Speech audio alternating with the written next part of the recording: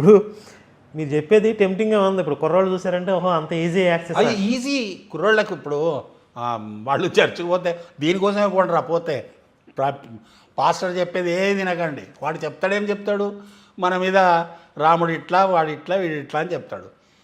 ఇది అంతకుముందు ఉండేది. ఇది ఒక ట్రాప్ కూడా అయ్యి ఉండొచ్చు. ఇప్పుడు ఆడవాళ్ళు మగవాళ్ళని ట్రాప్ చేసి మతం మార్చడం అనే ట్రాప్ కూడా అయ్యి ఉండొచ్చు కదా. ఉంది కదా. ఇప్పుడు మీకు పడింది కదా మా మహాసేన, మీకు గుర్తుందో లేదు? అప్పుడు అవును, మీకు గుర్తుందో లేదు? నాకు గుర్తుంది. ఈ మధ్య ఒక ఆవిడ కాల్ చేసింది ఇలాగే హనీ ట్రాప్ చేద్దామని. నేను విన్నా, మీరు పెట్టినట్టున్నారు. అది రికార్డ్ చేసి పెట్టాను. మీకు చాలా ఈజీ. ఎందుకంటే ఇప్పుడు మీకు కానీ ఆయన లలిత్కి కానీ మీ ఇద్దరు మామూలుగా ఏదో లాగా ఉండరు. ఇద్దరు మంచి హ్యాండ్సమే ఉంటారు. నేనా? అదే మీ మాట మీ నవ్వు అది అట్రాక్టివ్గా ఉంటుంది. ఇప్పుడు కొంతమంది మరీ దరిద్రంగా ఉండేవాళ్ళు పక్కన పెడితే అంతో ఇంతో కొద్ది. ఇప్పుడు వీడు చూడండి సతీష్, కల్వరి సతీష్, మంచి హ్యాండ్సమ్ గై. అవును. ఏయ్ బస్టెడ్ గై అంటాడు కదా, దాంట్లో అట్లుంటాడు వాడు. వాడి అద్దాలు నెలకోటి మారుస్తాడండి. కళద్దాలా? ఇక సూట్ అయితే వాడికి అన్నీ సూట్ అవుతాయి, బ్రహ్మాండంగా ఉంటాడు. ఆ సతీష్ కొడుకులు ఇద్దరు ఉన్నారనుకుంటా. ప్రతి ఒక్కళ్ళు అంటే ఆడపిల్లలు ఆ చర్చికి వచ్చే వాళ్ళు అందరూ కలిసి మీ అబ్బాయిని చేసుకుని రాత్రి దేవుడు నా కళ్ళకి వచ్చి చెప్పాడు అని చెప్పి చెప్తున్నారంట. సతీష్ అంటాడు మీకు చెప్పడం కాదు నాకు చెప్పాలంటాడు. ఇప్పుడు నేను అన్నాను మరి నిన్ను 40 చర్చలు కట్టమన్నాడు, మీ అందరూ సపోర్ట్ చేయండి అంటున్నావు కదా, సతీష్కి సపోర్ట్ చేయండి అని చెప్పి వీళ్ళకి కదా చెప్పాల్సింది కళ్ళకి వచ్చి. కరెక్ట్, నేను విన్నది. అంటే వాడు డబ్బులు తీసుకోవడానికేమో వాడికే వచ్చి చెప్తాడు. మరి వీళ్ళు పెళ్లి చేసుకోమని ఇలా చెప్తే తప్పేముంది? మీరు కల్వరి టెంపుల్ అంటే టెంపుల్ అనడానికి నాకు ఇదవుతుంది, కానీ దానికి వెళ్ళాను కదా నేను, డబ్బుల కోసం వెళ్ళేది. జయరాజ్ అని ఉండే వాడు, ఇప్పుడు వరంగల్ పోయిందంటే వాడు పెద్ద ఉమనైజర్. జయరాజ్ అంటే ఎవరు? ఇక్కడ ఉండే హెడ్గా కల్వరి మియాపూర్ జయరాజ్ అని ఉండే. జయరాజు, రఘు అంతా హిందూ పేర్లేనండి. రవికుమార్ వీళ్ళు అక్కడ అడ్మినిస్ట్రేషనా? వాళ్ళు సేవకులు అంతే. వీళ్ళు ఒక్కొక్క టైల్ కట్టుకొని వచ్చేది మా దగ్గర, టైల్స్ నింపడానికి వచ్చేది. టై కట్టుకొని వచ్చి టైల్స్ నింపేటోళ్ళు. వాళ్ళు టైల్స్ అమ్మిన నేను కల్వరి టెంపుల్కు. వాడు ఏంటంటే మీకు డబ్బులు ఇస్తారంట. మేము దేవునికి సేవ చేస్తున్నాం. దేవునికి ఎందుకు చేస్తున్నావు? నువ్వు పోయి కల్వరి సతీష్కి చేస్తున్నావు సేవ అంతే. లోపల పోతే ఇంత చిన్నదండి బాటిల్, 100 రూపాయలు 50 రూపాయలు కొబ్బరి నూనె ఇంతే ఉంటుంది. ఇక మా ఆవిడ ఏం చేస్తుంది, ఇంకోటి గమ్మత్తు, ఆ కొబ్బరి నూనె తీసుకొస్తే పారాచూటే తీసుకొచ్చి దాని మీద పెడుతుంది. ఏది స్టీఫన్ పాల్ది వస్తుంటుంది కదా, దాని మీద పెడుతుంది. ఇట్లా పెడుతుంది, మెత్తలు పెట్టి దానికి మన ఫోన్ ఇట్లా పెట్టేసి దాని పక్కకు కొబ్బరి నూనె పెడుతుంది. ఆయన ప్రేయర్ చేస్తుంటే కొబ్బరి నూనెలో అది వచ్చినాడు. వాడు కనుక శ్యామ్ ఇక్కడి నుంచి ఫోన్లో మాట్లాడితే నెల్లూరు ఆమెకు చెవుడు పోయింది కదా. నెల్లూరులో కాదు, ఇప్పుడు మనం శాస్త్ర ప్రకారం దేవాలయం నిర్మాణం చేసుకుని విగ్రహమూర్తిని ప్రతిష్ఠ చేసి మంత్రోచ్చారణతో ఆరాధన చేస్తే విగ్రహంలో శక్తి ఉండదు.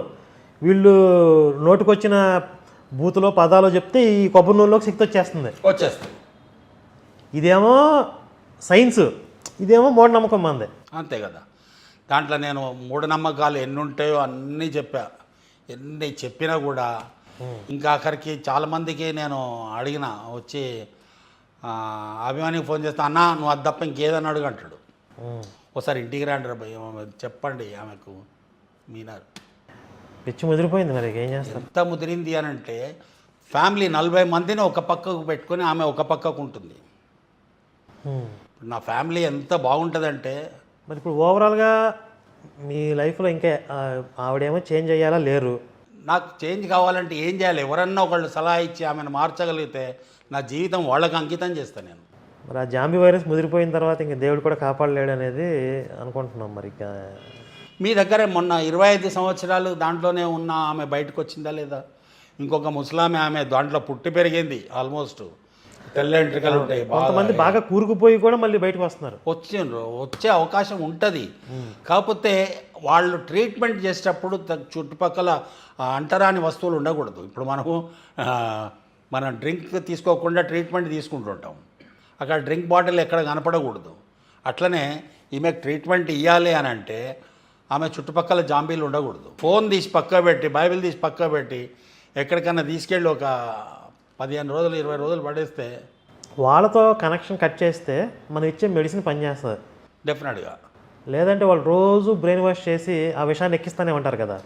తెల్లారే అందుకని కొంతకాలం ఆ విష ప్రభావం లేకపోతే కనుక 15 డేస్ మా పనిచేస్తుంది. పెద్దమ్మాయి అంటే మా పెద్ద కూతురు 15 రోజులు నువ్వు ఏం ముట్టకుండా ఉండి చిన్ని, నువ్వు చూడు ఒకసారి అంటే వీళ్ళతో ఎవరితో మాట్లాడకుండా ఉన్నది, మామూలు అయిపోతున్నది కొంచెం.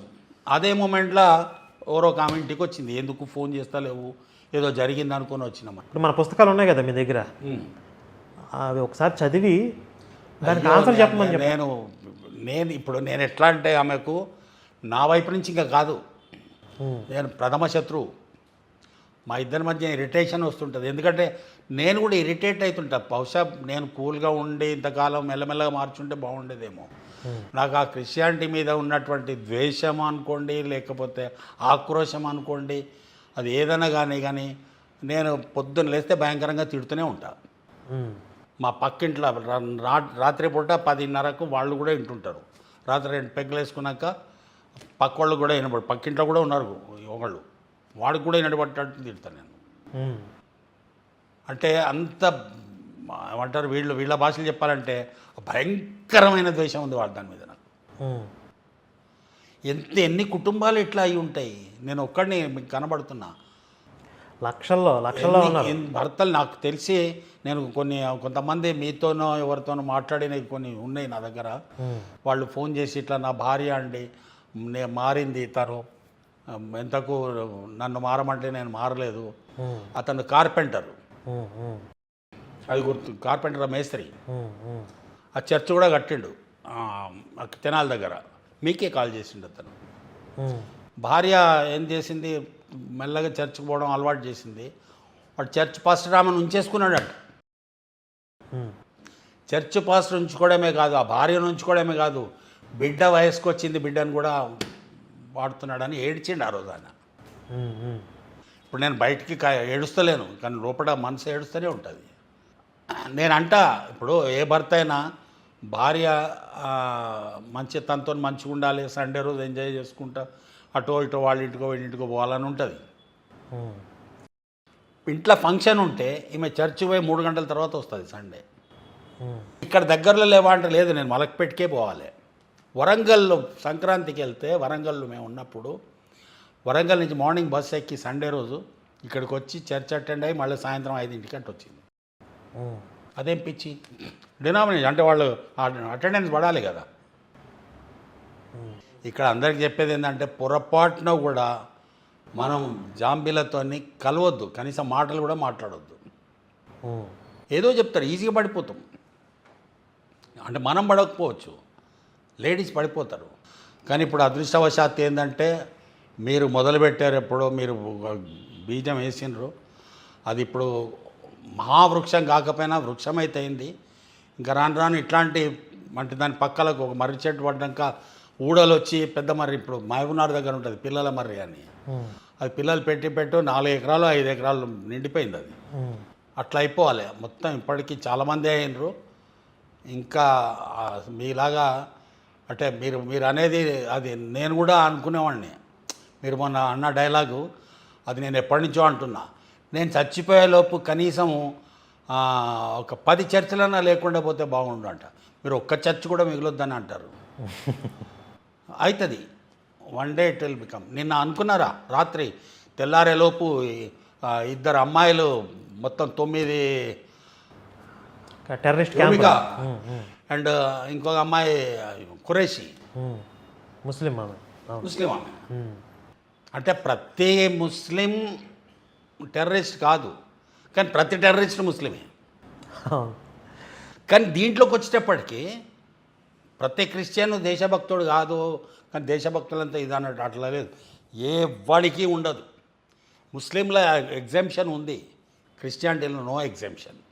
ఎవరు అన్నారు every Christian is a terrorist అని. అంటే హిడెన్ టెర్రరిస్ట్ అనాలి. మానసికమైన ఉగ్రవాదం వీళ్ళకి మనసులో ఎప్పుడూ హిందుత్వం చూస్తే రగిలిపోతూ ఉంటుంది. ఈ దేశం మీద రగిలిపోతూ ఉంటుంది. చాలా డేంజరస్ మెంటాలిటీ వాళ్ళది. వాడు కత్తి, వీడు సుత్తి. ఉమ్. ముస్లిం కత్తి అంటే వాడు పొడుచుడో చంపడో అట్లా, వీడు సుత్తి పెట్టి చంపుతాడు. మనకు మాటలు సుత్తులు ఉంటాయి కదా, మేకు. ఆ, సుత్తి కొట్టి కొట్టి కొట్టి కొట్టి అవతలని మార్చాలి. సరే, ప్రేక్షకులకి ఏమైనా చెప్తారా మీరు? ప్రేక్షకులకు ఒకటి చెప్తున్నా, భార్యాభర్తలు ఉంటే ఇద్దరు హిందూ మతంలోనే ఉండండి. దయచేసి మతం మారాను అందరికీ. నా భార్య ఒకవేళ ఇది చూస్తే ఆమెకు మేము ఈ కెమెరా ముఖంగా నేను చెప్తున్నా, దయచేసి మళ్ళీ దుర్మార్గం వదిలి మా మార్గంలోకి రా, సన్మార్గంలోకి రా. ఇల్లంతా నీకోసం వెయిట్ చేస్తున్నారు. నువ్వు ఒక్కదానివి లేకపోవడం వల్ల ఇల్లు బోసిపోతున్నది, నీకు తెలియట్లే. అది ప్రతి మగవాళ్ళకి చెప్తున్న, పొరపాటున కూడా క్రైస్తవులను కానీ కలిపేయకండి.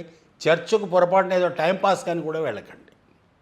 మీకు చర్చిలోకి వెళ్ళాలంటే పిల్లలు వెళ్ళండి హ్యాపీగా, మంచి మంచి గర్ల్ ఫ్రెండ్స్ దొరుకుతారు, హ్యాపీగా ఎంజాయ్ చేయొచ్చు. బట్ మీకు మంచి పనులకు మాత్రం వెళ్ళొద్దు. ఏదో నేర్చుకుందాం, మేము మంచి చెప్తాం అంటే వెళ్ళొద్దు, దయచేసి వెళ్ళొద్దు. అక్కడ శాంతి దొరకదు. ఒక్కసారి వెళ్తే మీకు మనసు నిండా అశాంతే ఉంటుంది. అది కృష్ణ గారి కథలో ఉన్నటువంటి వ్యధ, ఆయన జీవితంలో ఆయన పడుతున్నటువంటి బాధ,